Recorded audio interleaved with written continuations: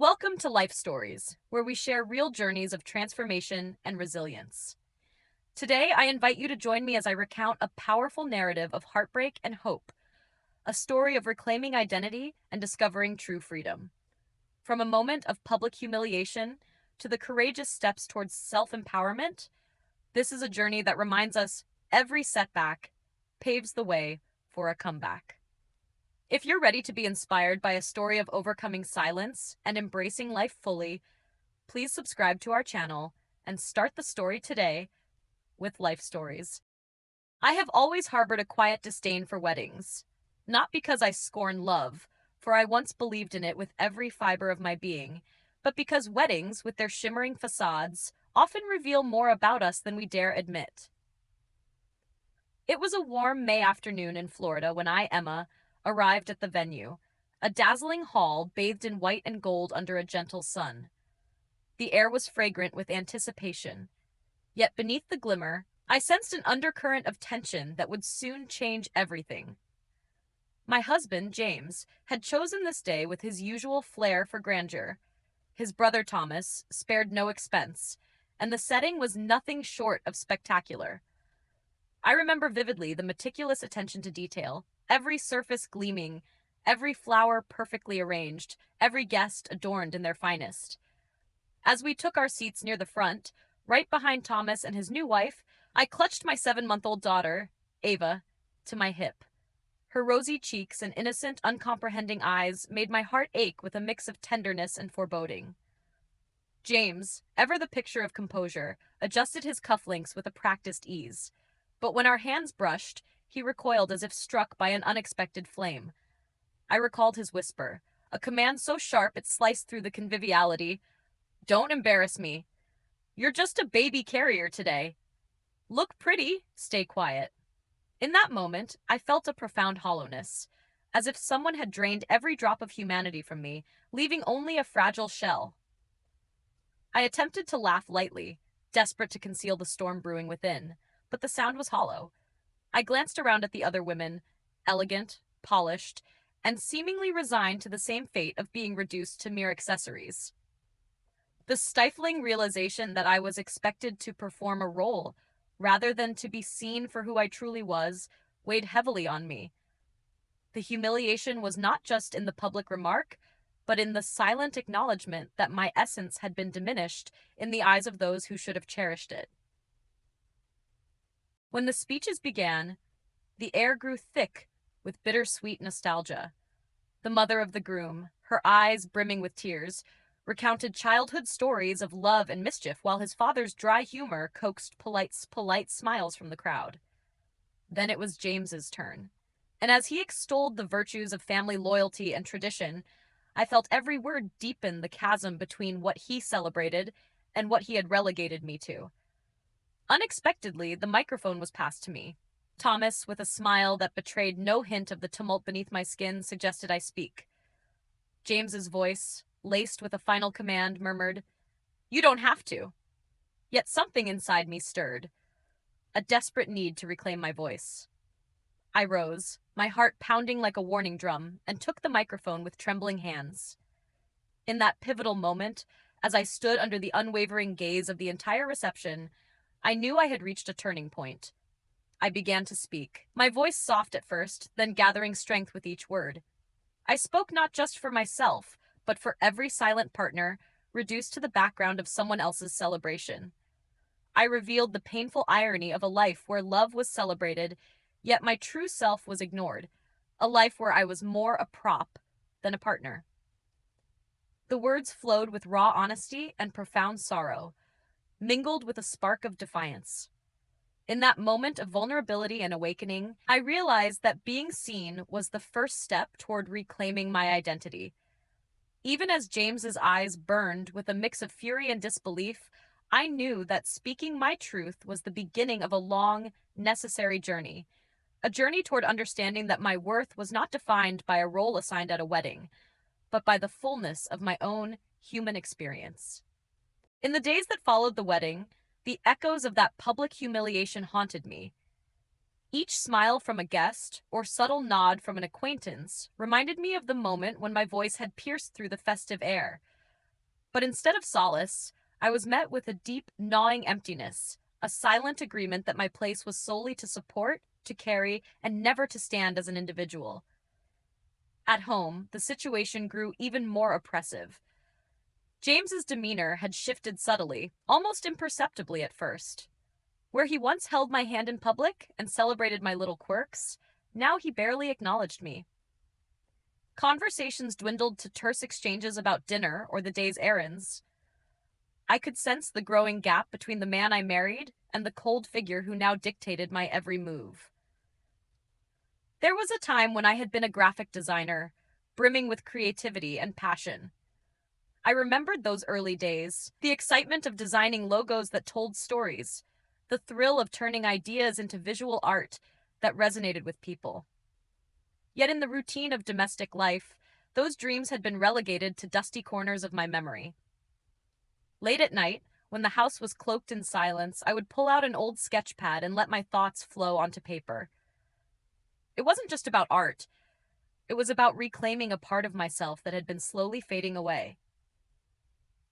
I started taking small freelance projects, working quietly after Ava's bedtime. Each project, however modest, was a reminder that I was still capable, still creative, still whole. I saved every dollar, every fragment of recognition that came my way, storing them like seeds waiting to sprout into something more. Then came a pivotal moment when Erica, an old college friend, reached out.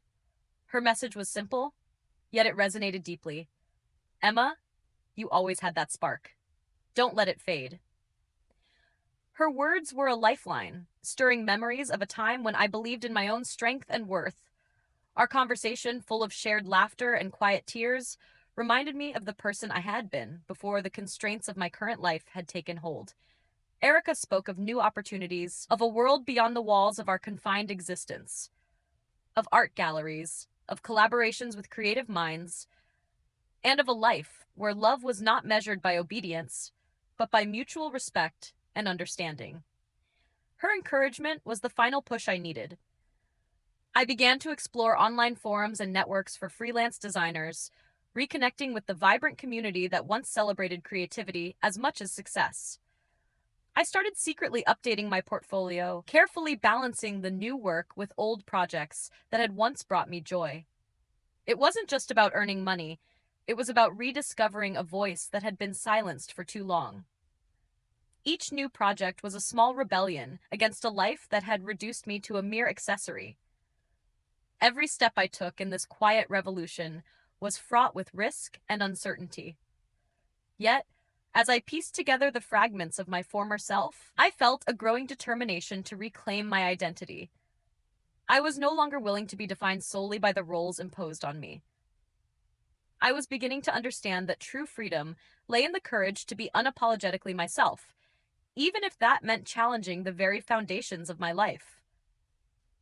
That fateful night, when the weight of my life finally became too unbearable, marked the beginning of my escape, a moment where I chose my own survival, a future defined by control and silence. I still recall the precise moments etched into my memory. At 3:14 a.m., a time when the world was asleep and the only sound was my own racing heartbeat, I gently woke Ava, cradling her with trembling hands, and whispered promises of a better tomorrow. Every second of that night was laden with both fear and hope, a stark reminder that sometimes the hardest steps lead to the most profound freedom. By 4 a.m., with the cold air biting through my thin sweater, I sat behind the wheel, the emergency bag and a burner phone securely stowed in the trunk. I drove through quiet, shadowed streets, my mind a tumult of emotions. Every red light, every deserted intersection, amplified the enormity of what I was about to do. I wasn't just leaving a house, I was leaving behind years of invisibility and relinquished dreams. The thought of a new beginning, even with all its uncertainties, filled me with a cautious determination. At 4:43 a.m., I arrived at a local women's shelter, a modest building that offered safety and a promise of rebuilding.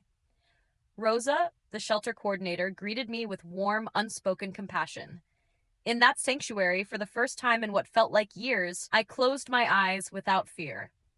I knew that the journey ahead would be challenging. The family court process, the struggle for custody, and the eventual rebuilding of a life that had been so thoroughly controlled. Yet, in that moment of quiet reprieve, I found solace in the fact that I had taken the first step toward reclaiming my identity. In the weeks that followed, I worked tirelessly to rebuild both my life and my sense of self worth. I resumed my freelance work, and every project was a small victory, a reminder that I was not defined by the role I had been forced to play. My portfolio, once a symbol of a past life filled with creativity and passion, now shone as a beacon of hope and resilience. I embraced my identity as a designer, a mother, and most importantly, as an individual who deserved to be seen. The transformation wasn't just external. I learned to love myself again, slowly, gently, and with a profound understanding that true freedom is born from self-respect. The control that James had once wielded over my existence diminished with every new connection, every heartfelt conversation with old friends, and every opportunity to express my creativity. I began to see that I was capable of so much more than a silent accessory. I was a woman with dreams, a woman who deserved to be heard and cherished. In reclaiming my identity, I also discovered the courage to face the past. I gathered every piece of documentation, every shred of proof, and prepared myself for the legal battles ahead. I knew the road to a secure future would be long, but for the first time in years, I felt empowered by the possibility of writing my own story. A story where love is not a tool for control, but a force that fuels personal growth and genuine connection. As I sit here reflecting on the journey that has redefined my life, I am filled with gratitude, resilience, and a newfound sense of freedom. The path I once trod in silence, overwhelmed by the weight of someone else's expectations, has transformed into a road paved with hope, courage, and the determination to live authentically. No longer am I merely an accessory or a prop in someone else's narrative. I am a woman of strength and conviction, with dreams that stretch far beyond the confines of the past. Every step taken, from that heart-wrenching moment at the wedding to the quiet rebellion of reclaiming my identity, has led me to this liberating truth. Self-love is the foundation of true freedom. I now embrace the power of my voice, using it to shape a future where my worth is recognized not by the roles assigned to me, but by the light I bring into the world. I have rebuilt not only my career, but also my soul, drawing strength from every challenge and every victory, however small. Today, as I look forward to new beginnings, I stand as a testament to the possibility of change. I invite you to join me in this journey of transformation, where every setback is a setup for a greater comeback, and every moment is an opportunity to redefine what it means to truly live. Thank you for being a part of my story. And if you found this journey inspiring, please subscribe to our channel to follow new videos from Life Stories. Your support means the world, and together, we can continue to celebrate the triumph of the human spirit.